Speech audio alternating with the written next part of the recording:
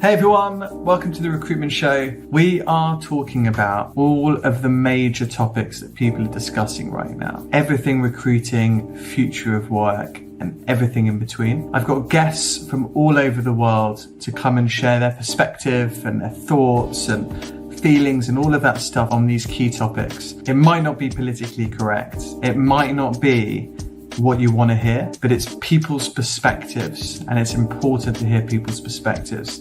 I love storytelling, and I think one story can illuminate a million more and really increase our understanding of these topics. So sit back, whether you're watching live or after, grab a drink, take a seat, and enjoy.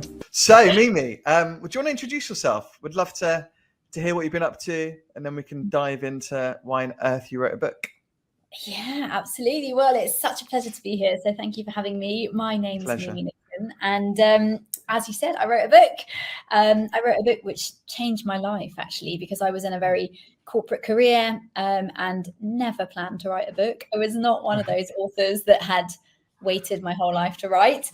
But I changed jobs in 2018, and certainly that job was not quite as I expected it to be.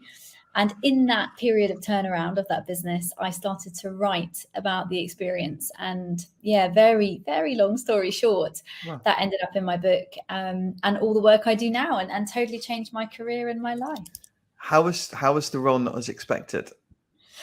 Oh, well, I always have to be super careful what I can and can't say in public. But fundamentally, I joined a very big global business, a big brand, huge brand. And I expected that to be a very established business in the region I was in as well. But unfortunately, it wasn't quite what they said it would be. The business was sinking, was not doing well. We didn't really have any clients anymore. We had a very unhappy team. So I went from being in like a very corporate roles for all of my, I guess, life, my corporate life. To becoming an entrepreneur overnight, running a small business, managing P&Ls.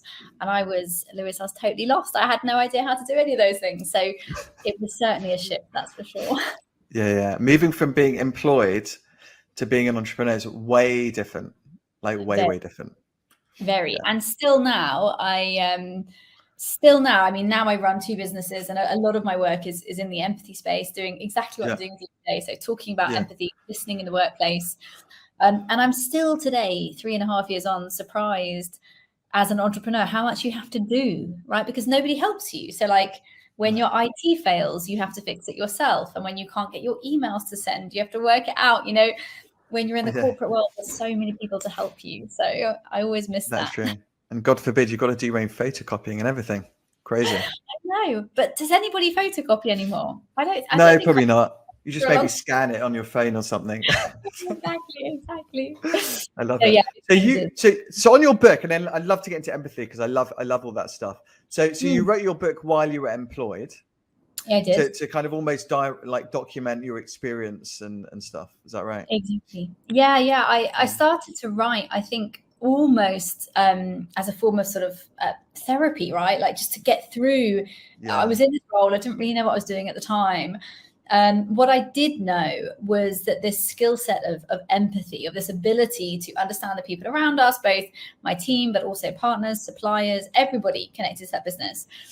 I knew that if I were able to tune into that, I would be able to rebuild, bit by bit. And I wanted to write about that process for myself, but also to document it. And as I said, it became therapeutic, right? Because you're writing what you're going through, you're documenting what's working and what's not.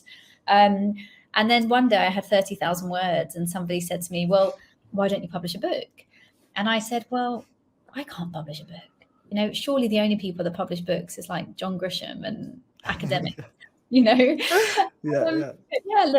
did I ever imagine really that somebody did publish it. And that was in 2019. And by the end of 2020, it was a bestseller. And as I said, everything changed from there on. Love that. Congratulations. What a cool story. I love that.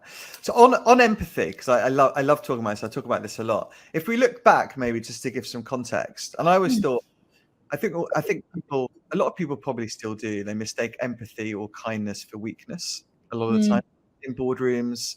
It's always been in business, you've got to be, like that caricature, like mean, strong, like, do you know what I mean?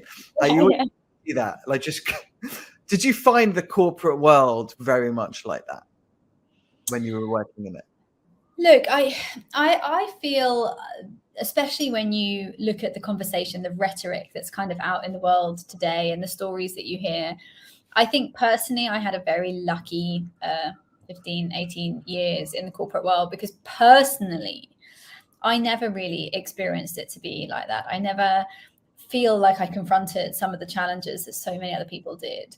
But my personal experience aside, I think the answer is yes, the corporate world is a very sharp-edged world where these emotionally intelligent skills, or socially intelligent skills as we now know them, haven't had a place kind of on that boardroom table that you're mentioning until now.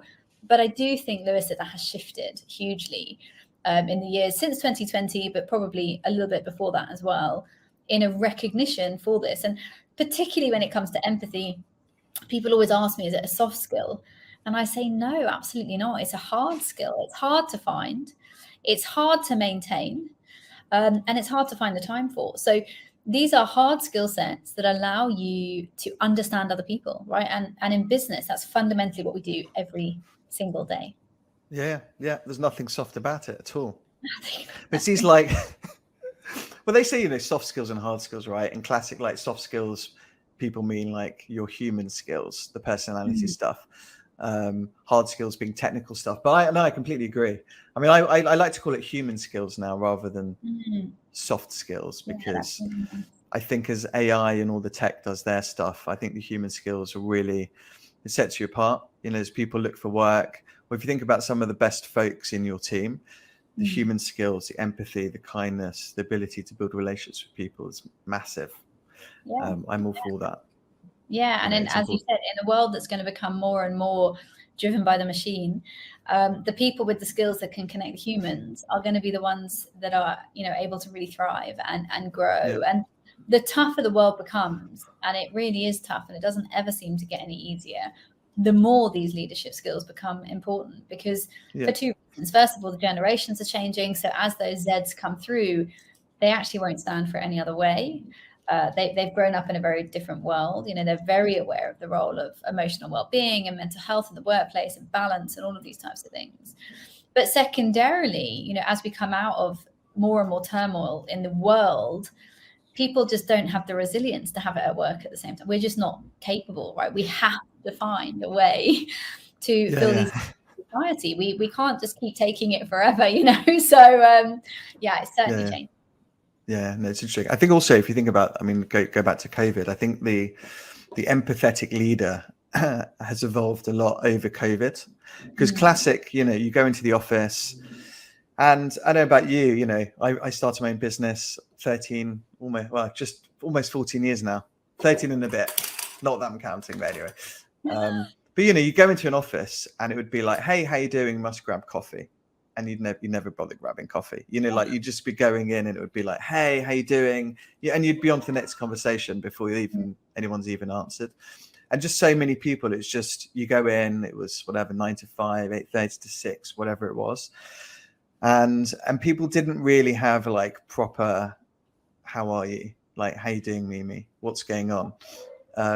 Whereas COVID, like just completely changed everything. And you've got the video calls and you're in my house and you can see my fridge, or my kid runs in, or you can see on my face, I'm not cool, whatever, and it could be like, how are you doing? And you'd organize proper catch-ups, be in the diary for 15 minutes or half an hour, and you can actually have an engaged conversation. I think that's been really wonderful, though. A wonderful thing that's come out of COVID is just, I think, more connection with people.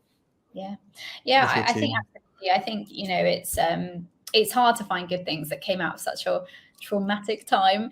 But I absolutely agree with you. There are some really fundamental changes that have come about, and that's one of them. There is certainly a recognition for people as human beings, as you were saying. And often people ask me, can you empathize through technology? And I always say to them, absolutely can, like we're doing right now. If I look away and start looking around, the room, you would know straight away. Whereas if we were in a boardroom, you might not notice, Mimi just looked all over the place, right? Because there's more ambient space and noise and windows and all those things. So you're absolutely right. COVID has taught us how to read each other better. And a lot of our work now is around teaching them to listen to what they're hearing, because listening takes time and effort. It takes you to shift your mindset to actually hear people. And we're not very good at it. We don't teach it in schools. We don't teach it in universities. We certainly don't teach it in the workplace. So, new generation. That's so true. That's so true. I hope it continues, because if you look at, with COVID, where everyone was at home, now suddenly it's a whole variation. It's like Elon Musk, Twitter, 7 days a week in the office. Then maybe you have like fully remote organizations, and then you've got a whole raft in between. And then you have the hybrid stuff, which some people are in, some people aren't. And so I hope that leaders continue to take this kind of empathetic way of leading and listening and stuff through, because I think people forget quickly. Yeah, they are absolutely, without a doubt, we are creatures of habit, right? So, and we have to remember that however long COVID felt, it was really 2 years, right? And most of the leaders have been in business for somewhere between like 18 and 30, right? So we're talking about a tiny proportion of their entire working life and leadership life. So of course they're going to go back. There's a lot of criticism, but we're only human, right? And we are habit, right? So we do go back. But the key will be just to keep upskilling you and your staff with those skill sets we need, because this remote working, I promise you, like, it's not going anywhere, right? I mean, in some countries, like smaller countries like the UK, it's a very small island. It's a very small spot of the world, right? What happens there will happen there in its little ecosystem. But when you look at the wider, regions of the world, Asia and Africa, they are working across continents every day, and there's no way for that to be in person. So the more that cohesion happens, the more we're going to need to be able to communicate across platforms. And like you said, have those conversations, tell me how you're feeling, and actually hear the answer. But I also just want to say, Lewis, that a lot of these skills and empathy are around really tough things like negotiation and financial management and performance. So a lot of my work is, yes, it's about the emotional, but it's actually about business performance. Because unless you can engage your people, I mean, they are your lever, right? They're your lever for success. So if you can't engage your people, you can't actually change those business indicators to their full potential.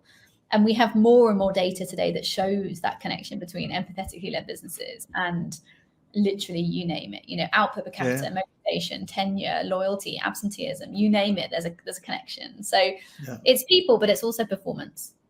Yeah, no, it's true. I think Simon Sinek, one of Simon Sinek's quotes, I'm going to butcher it, but anyway, it's something like, treat your employees like your best customer, and you can't really go too wrong. Like everything else comes after that.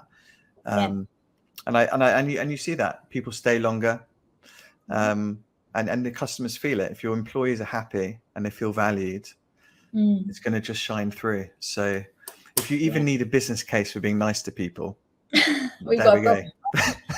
Yeah, exactly. I love it. So on recruiting, this is interesting. So I talk a lot about this, right? I hire for kindness, empathy. Is there a difference between empathy and kindness? Yes, they're very different.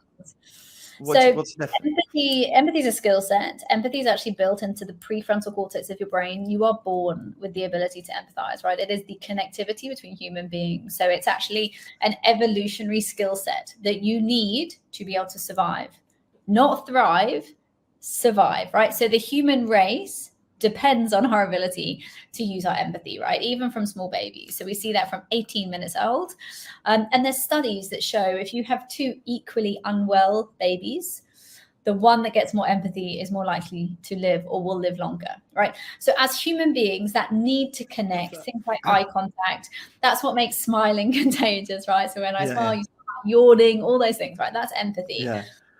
Kindness is an emotion, right? It's a choice. You can be kind or not, right? So it's something that you can use as an outcome of empathy if you want to, right? So if you have understood a situation, you've used your empathy, you've understood that somebody is feeling sad or unwell or, uncomfortable, you can choose to be kind to that person. But the skill set to understand them was empathy, right? So they're very, very different. People ask me often that same question: does this relate to kindness? No. Does it relate to compassion? No. Is it anything like sympathy? No. Because I think all of those skill sets are choices in the workplace, right? And of course, as you said, everybody deserves to have kindness at work, but it is a choice.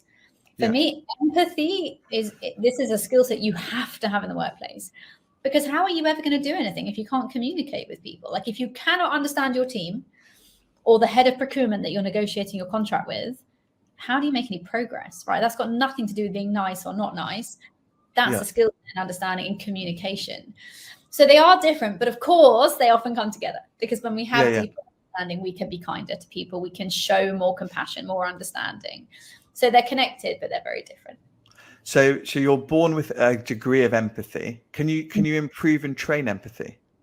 You can practice it, because like any skill set, you get better at it or worse at it, right? So if you think when you were a kid and maybe you rode a bike every day in your neighborhood, like you were a pro on your bike, often as adults, we might go on vacation and our kids are like, Mum, come on a bike ride. And you're like wobbling all over the place, right? We're just out of practice. And, 40 minutes later, you're in and you're off. So like any skill set, if you don't practice it, you get less good at it. So it really is something that you can choose to use. And as I said earlier, it takes a bit of time and it takes a bit of practice. It takes some effort. So once you get into the swing of listening to people, it becomes very easy to listen. But you see every day in leaders who can't do it. They interrupt, they're not hearing you. You say something and they say something totally different. They're on meetings, they're on their phones, they're answering things, whatever. So it's something you can definitely get better at. And now that's what I'm doing, like all over the world, is trying to teach people how to do it. Love that. And so just like from what you've just described, because I was listening to you, to start Good job, asking Lewis. questions and listening is a good place to start to train and improve your empathy. Yeah, if you absolutely. do nothing else. Exactly. The backbone to empathy is curiosity, really. So, I mean, like anything in life, if you want to understand it, you need to ask questions, right? And again, that's why it takes a bit of time. If someone comes to you and says, Lewis, maybe we put it in a recruitment example, right? Lewis, I've got a real problem. I'm feeling really uncomfortable. You wouldn't just say, good to hear that, Mimi. You would say, okay, well, tell me why. What happened in the interview? What's happened with the offer? Why don't you like the contract? What's happened since I last spoke? I spoke to them last week. They were fine. What's gone on? Right? All of those questions from Lewis to Mimi is to understand why I'm saying I've got a real problem. I'm very uncomfortable, right? So the more you ask, the more curious you are, the better you can understand people. But again, that's why the listening is so important, because if you don't listen to the answers, which I see all the time, people asking questions and they're just, asking for the sake of it. How are you is the best one ever. Hi, Mimi, how are you? I'm fine. Thanks. How are you? I'm fine. I mean, how many times a day do we do that? No one is listening at all, right? It's just so like total pilot. Yeah, and I love that. It's also interesting related to like culture at work. If the leader is displaying a high degree of empathy and they're asking their team and they're taking an interest, it then starts to stem down, because you see it the other way. Some leaders just zero empathy, just not interested, right?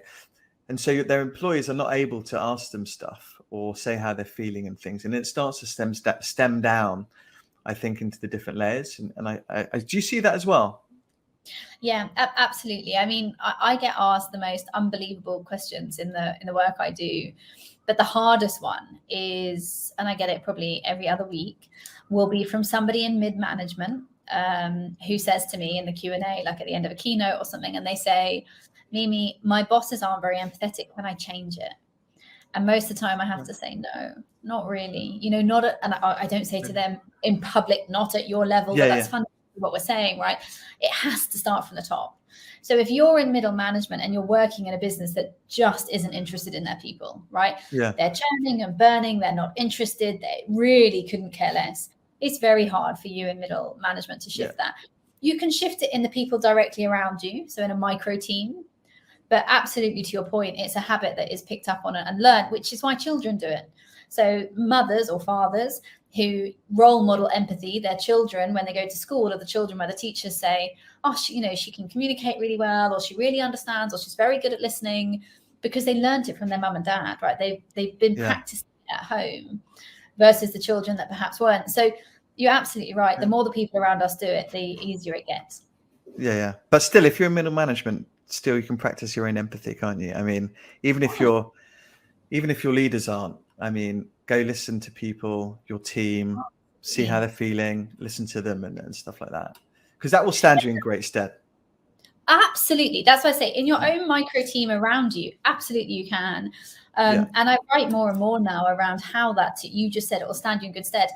Exactly to that, how actually empathy can be your path to promotion. It can be your path to growth. It will definitely be a way to get noticed by others, because people feel that you're interested, right? That you care, that you're connected to them. But what I was saying is you can't change the whole organization from the middle, right? That has to happen from the top. But absolutely in your space and even with your bosses, so you can empathize up. I'm just saying it won't necessarily make them empathize back down. 100%. And to your point, to my point about it will stay with you. So many people I speak with when I ask them, how did you get that promotion? How did you get that new job? A lot of people, they follow bosses or leaders take them with, or they hire them. So it will pay you tenfold to improve your empathy and just be a, when I say kindness again, but being an empathetic human being will mean you build way more effective relationships, and it will stand you in good stead as you move through your career. It's a complete no-brainer. Yeah, absolutely. And not only does it endear you to people, connect you to people, build those relationships, which, as you said, people follow people, but it also gives you data. So I always say to people that empathy is humanity's data set. If you understand the people around you, including your boss, including the leadership team, including the head of finance, whoever it is that's signing off your pay rise, if you understand those people, you are able to communicate and engage with them better. If you know that the CEO can literally handle 15 seconds of communication in the elevator, in the lift, in the morning, and you are the person that can do that, she will talk to you more likely. Do you mean that? So the more you understand people, the better you can understand data. You can get information. If you know why your client, who's been your client, let's say for 5 years, and suddenly calls you and says, Lewis, listen, it's been great, mate, but I'm going to go with another firm now. You're like, hang on a minute. Like, sorry, like what happened, right? Your empathy is the ability to put yourself in their shoes and say, hang on, what's going on? Like, what's happened to create this shift? And obviously give you the data set to try and bring them back, to rebuild trust, to rebuild loyalty or relationships. It's a great negotiation tool as well. Yeah, no, absolutely. I want to move on to so if you are hiring, how to hire for empathy. What are some of the things you would look for in a new recruit, and how would you go about constructing an interview process to hire for empathy, if you can? Yeah, I think you can. I think that the better you are at empathizing, the more easier it is for you to recognize other people.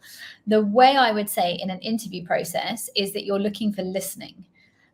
Often, particularly with more junior team members, they'll repeat whatever they've practiced, right? Because they're nervous and they want to come in and they want to tell you all the things they've done. But are they actually listening to the questions you ask them? And often you find that they're not, that they sort of answer the question, but they don't really answer the question. So listening is something you can definitely judge for in that process.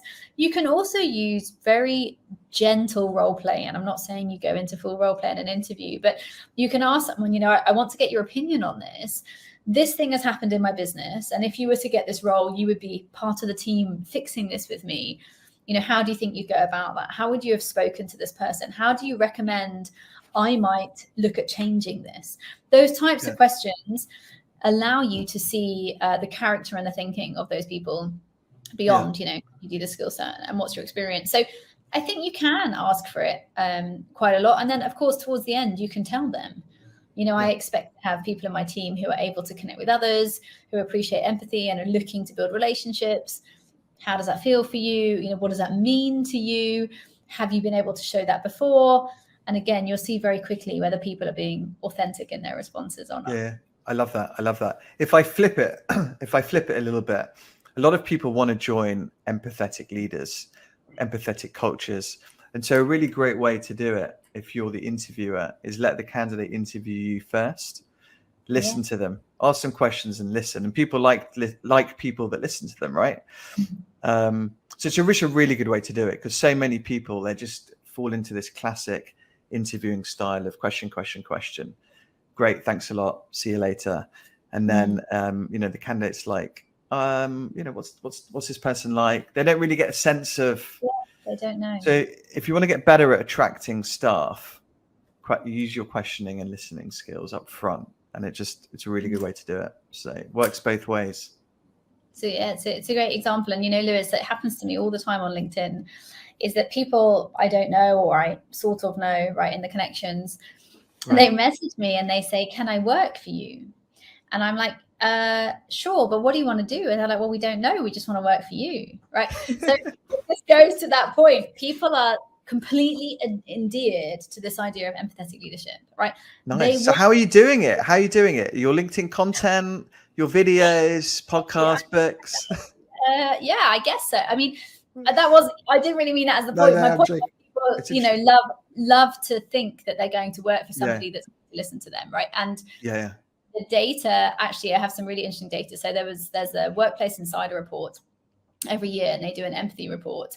And they showed that 79% of people, and it was a study of 6,000, 79% of people would give up their job, their role, and their industry for a more empathetic boss. So that means that nearly 80% of people would quit everything they know, everything, in order to find a boss that listens to them. Wow. I mean, that's a monumental amount of people. So yeah, I think to your point, if you can interview people in a way that shows them a little bit more about who you are, that listens to them. And, in the world we're in and the economy we're in, so many of those people interview like 10, 15, 20 times before they get a job. So I feel like it's the least we can do to hear them, right? To make that experience valuable for them and not just another thing on the list.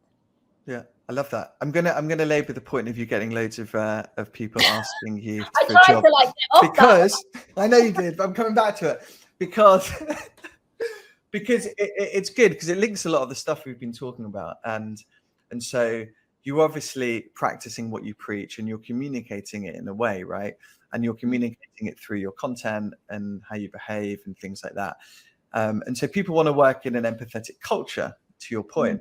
So how have you been able to communicate it in a way that you're able, that it's just obvious to people as they look at you, however they're looking at you? How have you done it? Have you done it consciously or I think not? I have done it. I think both. Like, have I done it consciously? Yes. As in the last 3 years since I wrote my book, I now consciously wake up every day and write content about empathy, right? So in that way, yes, it's conscious. I'm writing a second book. I've just launched a new podcast. All of those things are conscious decisions because I want to create more empathy in the world. So that's that.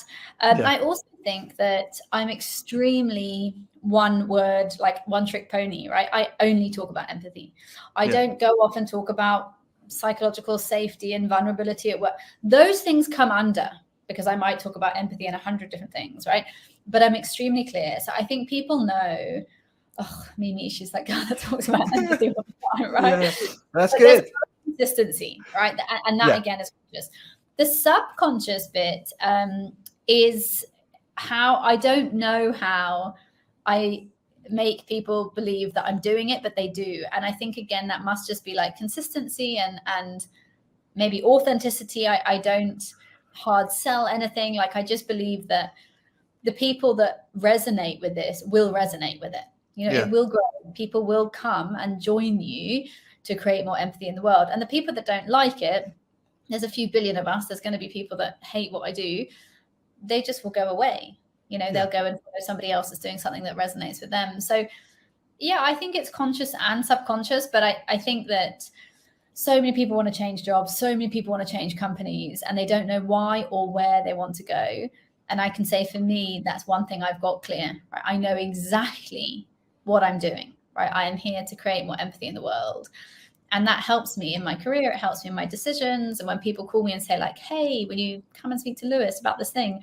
I can really easily make a decision. Is he interested in talking to me about something that I feel is making a benefit of our world? And if the answer is yes, then I come. So it helps. Love it. It's good. It's true. It's the authenticity part is really important. And also just the fact that your stat on 70% of people, what's it? 70% of people will move. Just 79. Repeat that. 79% of people will leave their job, their role, and their industry to find a more empathetic boss. Crazy. Right. And then if there's a front line of recruiting, I feel like I'm on it somewhere. And we headhunt people, and it's way harder to move happier people. Just fact. Yeah, for sure. You know, if someone's found a wonderful boss that they love, that's empathetic, that values them, and all of those things, they're way harder to move, and your retention rate goes up, and all of that stuff. So yeah, for sure. Makes you work harder. It makes you work harder. That's yeah. But you enjoy it though, right? Like if you're doing something that you enjoy, for people that you enjoy working with, that's cool. It's the thing you do most in your day and in your life. And you want to, it's when if you find yourself in a scenario of like, oh my God, it's Monday and I'm clocking off. And all of this, like, the quiet quitting, all these different like buzzwords over the last few years, it's probably time to move, right? Yeah. And I think, that workplace insider stat, which is 79, so basically 80%. I mean, that stat on its own could be behind the silent quitting or the great resignation, whatever you want to call it, right? That stat alone, ignore everything else. If you have 80% of people wanting to leave everything behind just to find someone that's listening, and we know that we have currently 48% less empathy than we did 30 years ago, which is a huge stat as well. 50% less empathy than we need, and 80% of people trying to look for it. It's clear why the great resignation happened, or the silent quitters are quitting, right? Because they're looking for something that they're not finding. And that's why I said at the beginning, the more complex our world gets, the more this is not going to go away. Hybrid, remote, in the office, wherever, culture, language, it doesn't matter. People, as the world continues to get more tumultuous, bigger, badder, harder, cost of living, all that stuff, more and more and more people need other people to listen to them. And actually, you mentioned, I know we're up for time, but you mentioned Simon Sinek earlier. And I listened to him on Diary of a CEO last week. Oh, I did too. You did, right? Yeah. He's just a brilliant show. And what he says at the beginning there, so what's his name? Steve Bartlett's interviewing him and saying, like, why are you changing your career and why are you changing your focus? And Simon says, because I want to, basically I'm paraphrasing, but I want to focus my time looking at how we encourage people to listen more. He said, we have, a disconnection issue in the world, and I finished my work on purpose. People have understood purpose, but nobody's listening to each other. So when I heard that, I was like, hallelujah, more and more people are picking up on this need to fill the gaps between us. And that's great news, because if thought leaders are leading that conversation, it's brilliant for all of our people. So no, I think so. It's always been here. I mean, you mentioned it like as a survival thing, right? Earlier on in the podcast. And it's true, like if people like you, tend to go further, like, and if you're in it, and if you're listening, and if you're asking questions, people tend to like you. It's like, that's what you want to develop you want to teach your kids this. Like, you want your kid to be the most popular in the playground, or you want people to want to play with your kids, right? And a lot of the time, if your kids are like empathetic, they're like, therefore they're likable, and it's a really good skill to build, and they don't teach it at school enough. But it's something you really want to teach your kids. Yeah, it is. And now, actually, like, separate from my leadership work, I'm actually beginning now. In fact, I spoke to a school today about creating curriculums for schools to help bring this into the education system, because we can't change it, when people are already in their 40s. We can try, but it's got to start from the beginning. We're, as I said, 50% too little empathy in the world. We need to start teaching our children. So that's love it. What a beautiful place to end. Thank you so much. Really appreciate it. No, pleasure. And to get your book, so everywhere you can get a book, I presume. Yeah, everywhere. Yeah, you can get the book. It's called Softening the Edge. And it's available on Amazon and Hive and Waterstones and all those great places. Amazing. And do you have an audio book? I do. I have an audiobook and an ebook as well. Both. Amazing. Cool. Well, thank you so much again for joining me. I really appreciate it. And speak to you again soon. Yeah, thanks for having me. Have a great day. Pleasure. Thank you. Bye-bye. Bye. Bye. Thank you so much for watching. Hope you enjoyed it. Please do not forget to subscribe in all the usual places: YouTube, Spotify, Apple Podcasts, anywhere you like to watch or listen to a podcast. Any comments or feedback, please drop us a DM. If you've got anything that you want us to discuss, again, feel free to get in touch.